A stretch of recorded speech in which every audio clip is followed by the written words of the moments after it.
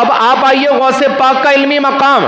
غوث پاک فرماتے ہیں کہ شریعت کا علم حاصل کرنے کے بعد جب میں طریقت کی راہوں میں چل رہا تھا, میں نے دن میں روزے رکھے, راتوں کو قیام میں نے کیا, میں عراق کے جنگلات میں کئی دن تک جو ہے نا وہ بغیر کھائے پیے رہا کرتا تھا تاکہ اپنے نفس کو مار سکوں اور خدا کی پہچان ہو سکے. غوث پاک فرماتے ہیں کہ ایک دن میں نماز پڑھ رہا تھا, نفلی نماز پڑھ رہا تھا, میں نے آسمان کی طرف جب دیکھا نا تو میں نے ایک منظر یہ دیکھا کہ بادلوں سے بڑی نورانی صورت ظاہر ہوئی ہے. آج کے دور کے اندر اگر یہ کسی کو کارنامہ مل گیا نا وہ تو بہت بری طریقے سے پھنس جائے گا, لیکن یہ اپنے زمانے کے بہت بڑے عالم اور مفتی تھے. تو اب کیا ہوا, نورانی صورت ظاہر ہوئی اور اس نورانی صورت نے کہا کہ اے عبد القادر جیلانی, ہم نے تیرے اوپر سے تمام نمازوں کو معاف کر دیا. غوث پاک سوچنے لگے, چونکہ عالم دین تھے نا, عالم دین ہی یہی سوچ رکھ سکتا ہے کہ یار نمازیں تو پیغمبروں کے اوپر معاف نہیں ہے. آدم علیہ السلام سے لے کر حضور صلی اللہ علیہ وسلم 1,24,000 جو پیغمبر دنیا میں تشریف لے کر آئے, سب نے نمازیں پڑھی ہیں. اور کون بتائے گا کہ ہمارے نبی کے اوپر کتنی نمازیں فرض تھیں؟ 6 نمازیں فرض تھیں.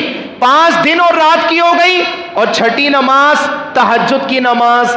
اور اللہ کا قرآن کہتا ہے کہ اے رسول ذرا راتوں کو قیام کم کیا کریں, قم اللیل الا قلیلا, ذرا کم کریں, رات نصفہ او انقص منہ قلیلا, رات کا تہائی حصہ یا آدھا حصہ کر لیں. اللہ کو کتنا پیار آیا ہے نا اپنے رسول کے اوپر کہ باقاعدہ طور پر آیت کریمہ کو نازل کر کے یہ ارشاد فرما رہے ہیں کہ اے رسول آپ کے مبارک پاؤں میں ورم آ جاتا ہے تو آپ ایسا کریں, آدھی رات سو جائیں, آدھی رات عبادت کر لیں, یا تہائی حصہ عبادت کے لیے, یا اس طریقے سے آپ مقرر کر لیں تاکہ آرام کا موقع بھی مل جائے. اب یہ سوچ کس کے دل و دماغ میں آئے گی؟ ایک عالم دین کے دماغ میں آئے گی نا, جو قرآن و حدیث کا عالم ہو, شریعت کے ساتھ ساتھ طریقت کا علم بھی اسے آتا ہو.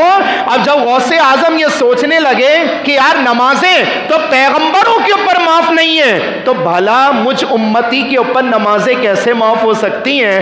فوراً انہوں نے لا حول ولا قوت الا باللہ العلی العظیم پڑھا تو جو نورانی صورت تھی نا وہ کالی شکل بن گئی, کالی شکل بن گئی, اور اندر سے آواز آئی کہ اے عبد القادر آج تجھے تیرے علم نے بچا لیا. غوث پاک فرمانے لگے کہ مجھے میرے علم نے نہیں, اللہ کے فضل نے بچا لیا. بعد میں ارشاد فرمانے لگے کہ دوسرا والا حملہ پہلے والے حملے سے زیادہ خطرناک تھا. آدمی گھمنڈ میں آتا ہے تو کیا ہوتا ہے, اپنے آپ کو خدا سمجھتا ہے کہ نہیں سمجھتا؟ قرآن کہتا ابا واستکبر وکان من الکافرین, کہ شیطان نے انکار کیا, تکبر کیا, وہ کافروں میں سے ہو گیا. تو تکبر کی ہی وجہ سے انسان برباد ہوتا ہے, اور ایک دن ایسا آتا ہے کہ وہ خدائی کا دعویٰ کر بیٹھتا ہے.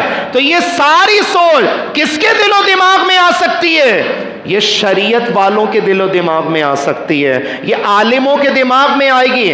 تو غوث پاک سے بڑا اس دور میں کوئی بھی عالم نہیں تھا. اس لیے آپ جب منبر رسول کے اوپر بیٹھ کر کے درس قرآن دیا کرتے تھے تو کتابوں میں لکھا ہے کہ 70 ہزار کا مجمع ہوتا تھا, اور جو آواز پہلی صف والا سن رہا ہے وہی آواز آخری صف والا ہی سن رہا ہے.